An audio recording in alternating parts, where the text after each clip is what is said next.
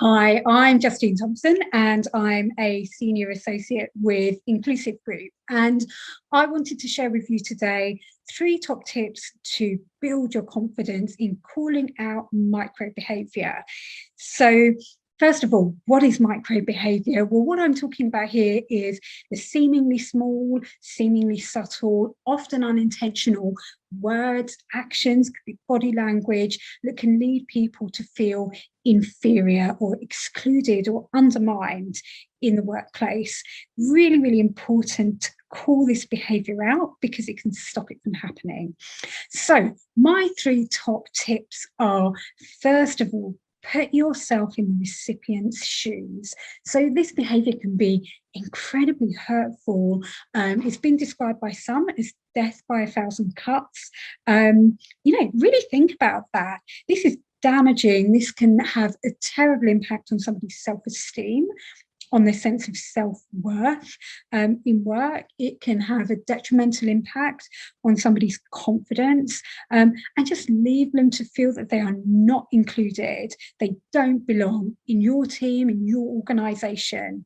Nobody should want their colleague to feel like that. So put yourself into somebody else's shoes. Often that can give you the impetus you need to find the courage to call it out. My second tip is actually sometimes quite simple approaches to calling things out can be incredibly effective. So it can be hard to find the words. And if you're in that situation, these phrases might help. So first off, in the moment, if you see or hear behavior that would lead somebody to feel excluded, maybe just saying something like, "Oh, did you really just say that?"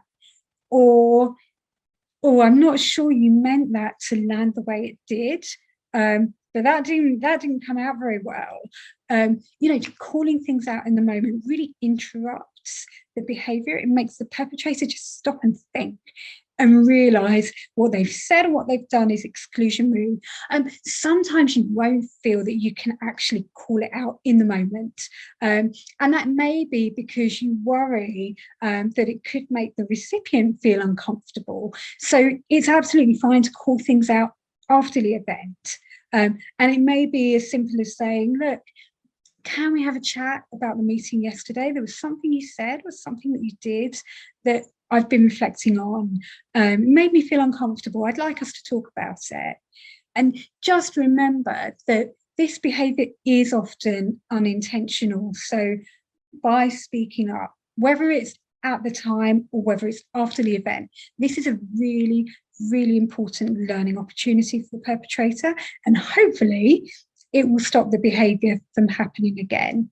And then my final tip, in terms of really boosting your confidence when it comes to calling things out, is you don't have to be a leader, you don't have to be a senior figure to be able to speak up and call things out. One of my favourite anecdotes is a senior woman that I used to work with previously. She said that one of her male colleagues, a senior man in her team, had said something in a team meeting that was a little bit derogatory, and she reflected on it and thought, "Hey, I'm going to have a chat with him after the meeting and just tell him that wasn't okay." But she said, actually, a junior man in the team who was quite new to the organisation spoke up and said, "Hey, actually, I'm not okay that you just said that. And here's why." And actually, the impact of him being prepared to speak up and call it out was tremendous. It was very well received by everyone around the table. So don't necessarily feel that you have to wait until you've got the safety of seniority around you to speak up and call things out. You can do that potentially at an earlier stage. So I really hope that these tips have just given you a little bit of confidence in terms of how you can speak up, how you can call out micro behaviour if you see it play out in your workplace. Thank you very much for listening.